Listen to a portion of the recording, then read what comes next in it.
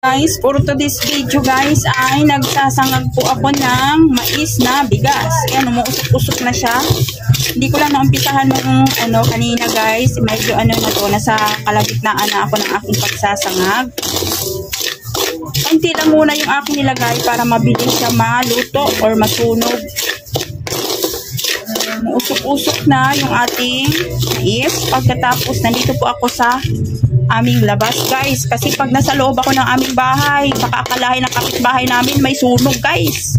Kaya nandito ako sa labas para open or makalabas yung usok.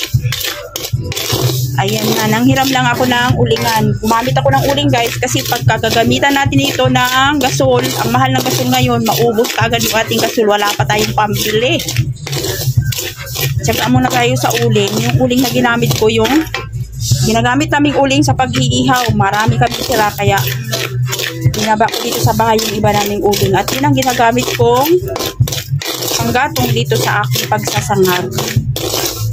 Tapos, mayroon ako dun guys, shout out sa akin naghihingalong, anong tawag niyan? Solar light. Kasi sa labas ako, hindi, medyo madilim. Ginamit ko yung solar light kong cute. Hindi ko pa na-charge, kaya hindi ka maliwanag. Pero kahit pa paano, nakakatulong din.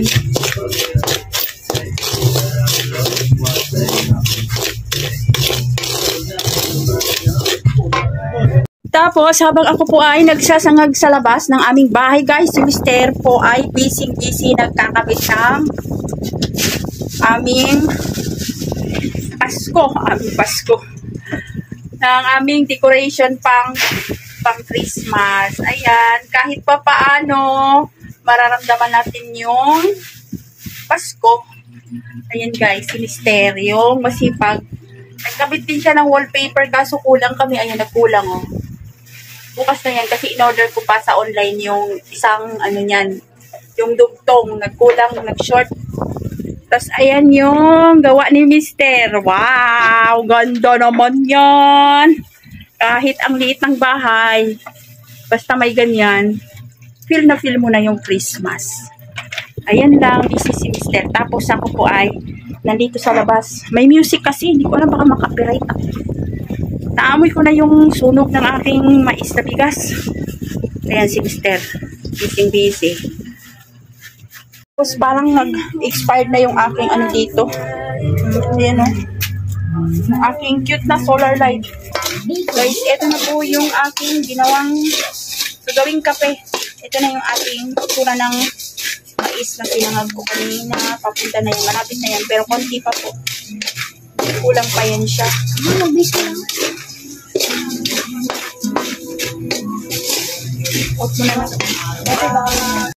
Guys, ito na po yung aking nasangag na bigas na mais. Yehey! Meron na po kaming kape.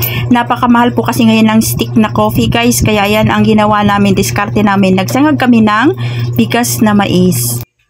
Ito na po yung aking nasangag na bigas na mais. Ngayon po ay natin siya i-grind or subukan natin kung ba siya mag-grind dito sa meat grinder na aking binili. Yan na guys yung itsura niya. Hindi siya masyadong nagiling. Pero try natin. Ito na yung nagiling na namin. Hindi pa siya talaga as in yung giling na giling. Ang ginawa namin paunti-unti para hindi mabigla.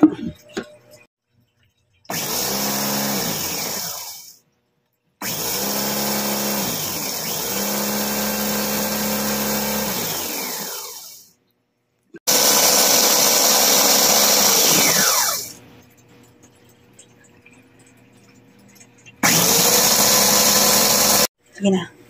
Guys, ito na po yung pangalawang giling namin sa aming kape. Ayan na siya guys. Pulbo na or pulbos na yung giniling na bigas na aming gagawing kape ni Mr. Ayan na siya guys. Pwede pala. Pwede na yan.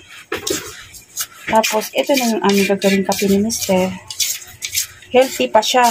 Kasi bigas lang ito na mais. Wala siyang masyadong acid. Maganda pa sa katawan. Yan lang. Sa wakas, meron na rin kaming kape. Na itsura niya. Yan lang guys, yung ganap namin ngayon. Na day off or pahinga namin, hindi kami nag-ihaw. Thank you for watching and God bless po sa ating lahat. Guys, eto na yung ating kape. Try natin. Ano